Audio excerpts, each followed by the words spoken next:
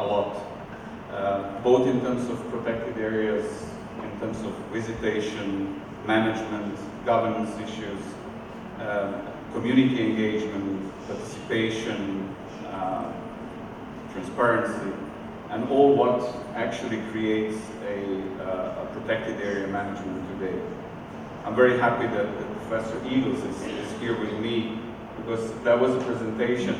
Since this is not too formal, I have a presentation in the afternoon, so just fine like this. And in that presentation, there is a quote of Professor Eagles, which sets sort of a baseline for what tourism in protected areas, or what sustainable tourism is, and what actually we talk about. So it sits on 3 pillars, and that's environmental, social, and economic. And I'm really glad to see that we have the right audience here, so we have that constituency to discuss those issues.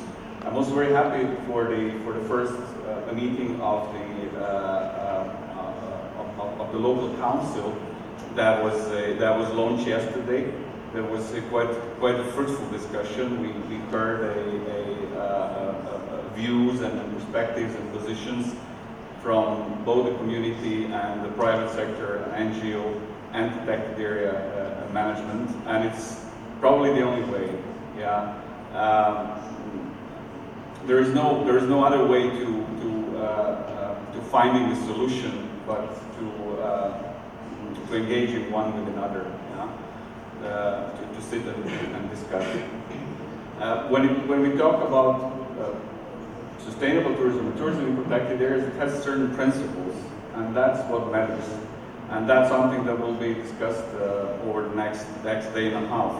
And we heard a lot of it actually in presentations so far, and I'm very privileged actually to build on the one from the Caucasus Reserve, because we've seen a lot of good examples and interesting examples on how to offer something for people who are visiting protected areas, and not just any protected area. It's a very special place. So, I mean, we are not discussing here about whether there is a potential for that. I mean, certainly that. I mean, tourism is an extremely fast-growing industry, and then within ecotourism and nature tourism is also gaining attention. So it's no doubt that will grow. On the other hand, it's needless to say what Russian Federation can offer in that regard. I mean, Russia alone has more World Heritage sites than the whole of the region where our regional office works, and that's the biggest geographic region in IUCN, we can tell you.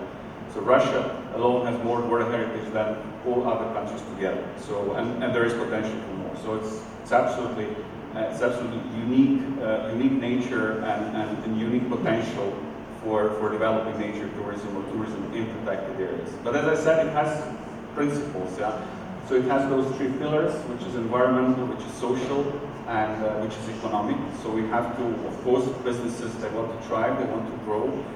We have to respect nature and environment, because this type of tourism sits on. So without nature, without those values, you cannot build. I mean, you can build your business, but basically then it's not the one that we are discussing here. And it has a social dimension. So communities, culture, tradition, heritage, it's very much inherent in what nature, sustainable tourism, and what tourism in protected areas is. So those elements, they have to be respected, and those principles, and that's what we are discussing, and that's what we are building on. As Natalia said, yes, it's very nice to be surrounded by nature. It's just great. I mean, I can tell you are blessed with the nature here that you have. But it's not the only thing, of course. It's not enough. So you really have to develop your product. You have to brand it. You have to make it visible, and you have to respect certain principles. So which direction it will go, it really depends on policymakers and decision makers and businesses, and also it should include communities. The good news is that we need each other in terms of expertise that we miss and that we need for this discussion. in the conservation sector, of course, we are not a tourism experts, not per se. Some of us certainly are. Economists or so. So that perspective is very important. For businesses, on the other hand, as being said, different principles apply for different types of protected areas. There's a lot to talk about, so it's not the venue for that. It's later today and tomorrow. So it's not the same in Zakaznik, in Zapovednik, and so on and so on. So we need each other to understand how it works. Again, it's a great pleasure being here, hopefully being able to contribute to this discussion. I see some positive signs, and there was a kind of, it started on a good foot, I would say, and we should continue that direction, even if there are different views on which way to go. This is the right venue to discuss that.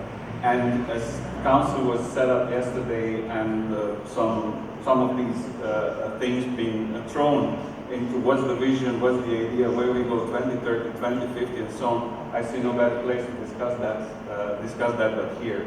We, at global level, we will be discussing lots of important issues next year. You're all invited. We all know that 2020 is a milestone.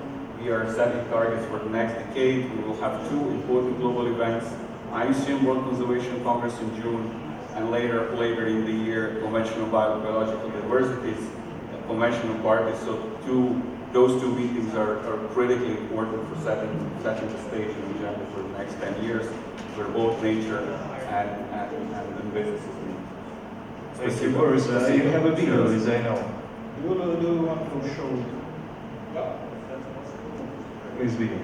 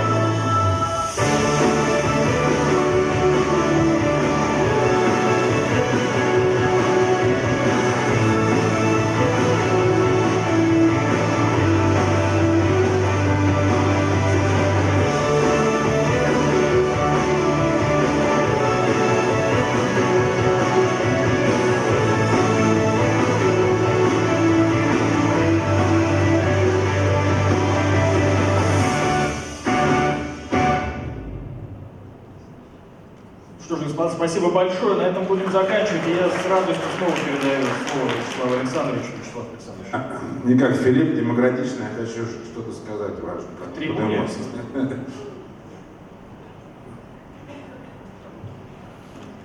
Мне очень интересно было все это видеть и слышать. Я назвал это от Ивана до Бориса.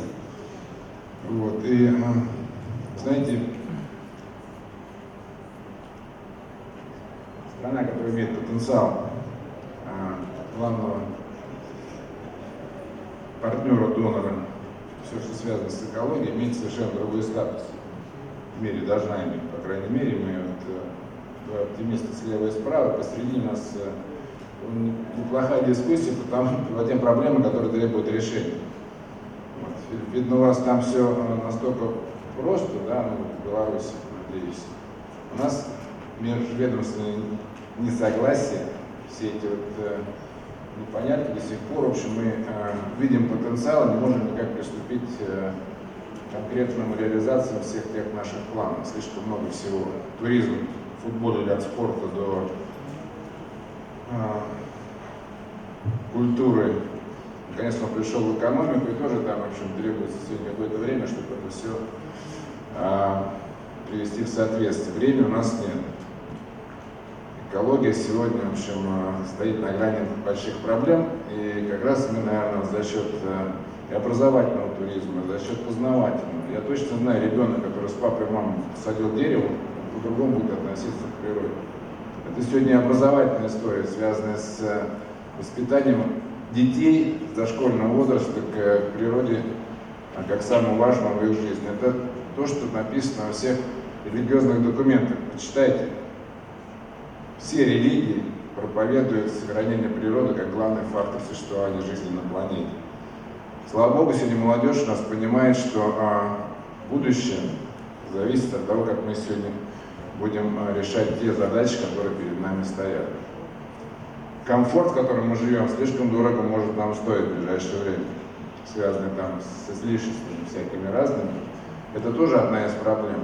То есть даже самая экологически чистая страна в мире сегодня не может спокойно существовать, понимая, что проблема может родиться совсем в другом месте. Принятие единого плана развития планеты на ближайшее время – это, наверное, ситуация must. И мне кажется, молодежь должна сыграть определенную роль. То есть проблемы придется решать вам. Вот. И, насколько я понимаю, со временем будет сложнее решать.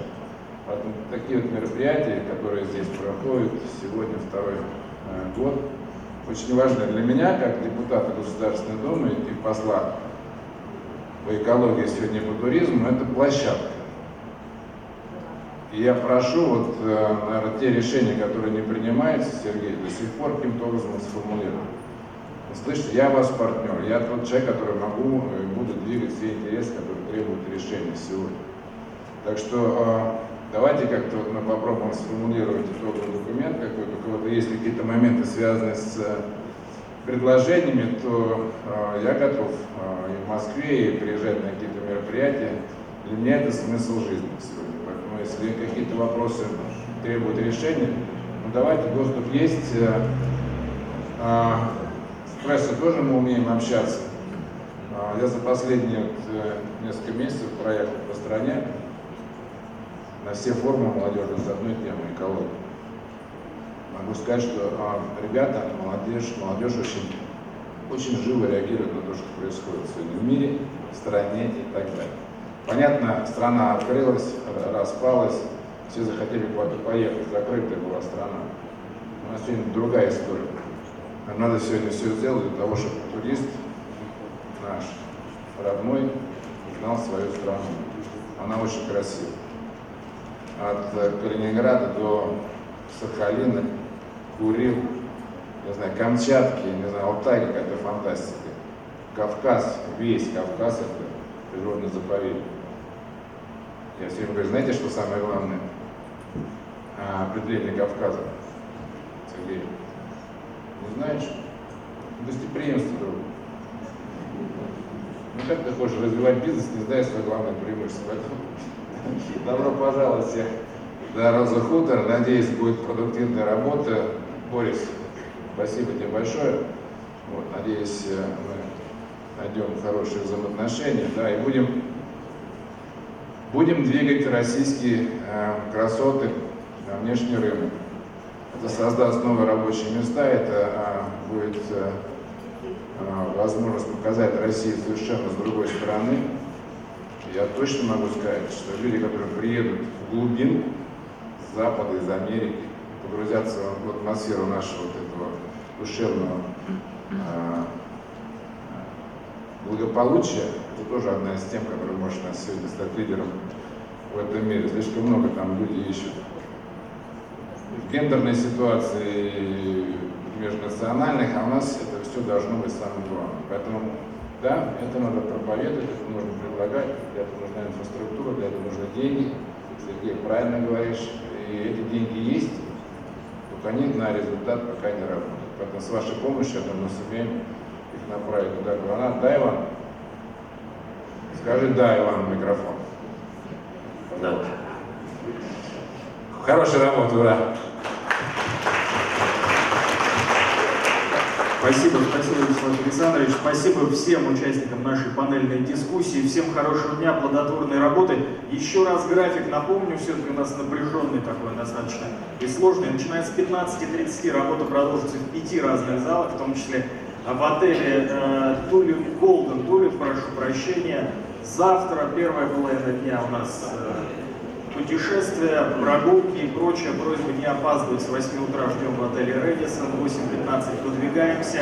Распечатанные программы можно получить на стойках регистрации. Ну и, кстати, можно своими руками пощупать, посетить достаточно интересные вещи. Горный модуль от компании «Северный Урал», эколаборатория от компании «Нордики». Хорошего дня!